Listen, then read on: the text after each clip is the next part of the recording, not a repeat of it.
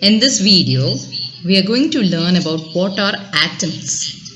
Okay, to tell you what are atoms, here is a small something for you. This is a piece of paper. Okay, now I fold it. What happens? It gets divided. I keep folding it into half. I keep on folding it. It keeps on getting divided and divided until a stage comes when you can divide it no more, when you cannot fold it anymore. See, this, if you can see, if you try to fold it, it becomes very hard, right? That is, there is a stage when you can divide it no more. Okay, so now come to our question. What is an atom? An atom is the smallest particle. It is so small that you can no longer divide it. That is an atom. How did somebody find it? In India, we had somebody called Maharishi Kannad. Okay, he postulated that dividing matter, that is Padarth, dividing matter becomes Paramanu. That is, it becomes an indivisible matter. And around the same time, there was a Greek philosopher, not one, there were two Greek philosophers called Democritus and Leucippus. What did they postulate? They postulated that all matter, that they kept on dividing, they kept on becoming smaller, smaller, smaller and smaller until a stage reaches when it cannot be divided or it cannot become smaller anymore. And that stage was called as atoms. Okay. But unfortunately, what happened? These were all philosophy at that time. They were all proposed by big philosophers. Nobody could prove it actually. So, and nobody actually had the facility to prove it until the 19th century came in. So somewhere in the end of 19th century, Antoine Lavoisier actually said, he actually proved that all chemical substances are made up of small little indivisible matter called as atoms. Okay. And based on this, he and his team, they postulated two laws called as the law of chemical combination. So, what does the law of chemical combination say? Now, in law of chemical combination, there are two subdivisions. One is the law of conservation of mass, and two, it is a law of constant proportion. Okay. So what does law of conservation of mass say? It says that mass can neither be created nor destroyed in any kind of chemical reaction. Now let's take the example of making a cup of tea. So in order to make tea, what do? We first boil milk, then we put tea leaves in it, we add sugar, we add water, etc., right? Or perhaps we just boil milk and then boil tea leaves and water separately, then we add sugar, right?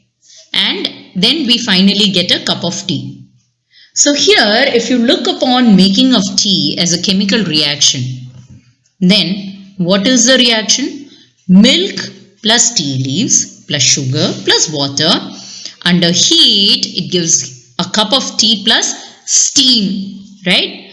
So the total mass of, that is the total weight of milk and tea leaves and sugar and water together, when heated, then it should be equal to the weight of all these four ingredients should be equal to the weight of the cup of tea that is made plus the steam that is being liberated.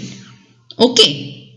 That is what is stated in the law of conservation of mass. That you can neither create mass, you can neither destroy mass in any kind of chemical reaction.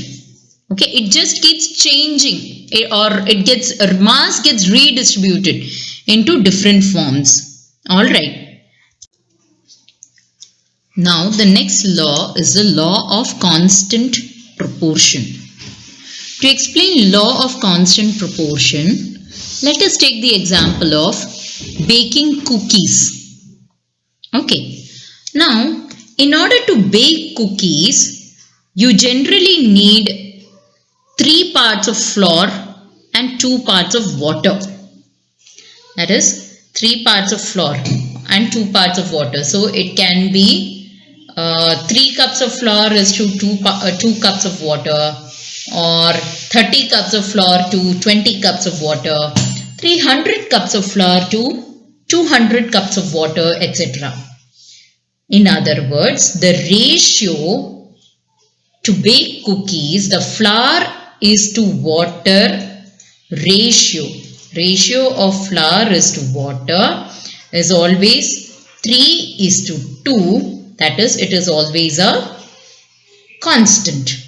Okay, whether you have to bake 10 cookies, 100 cookies or 1000 cookies, this ratio will be always a constant.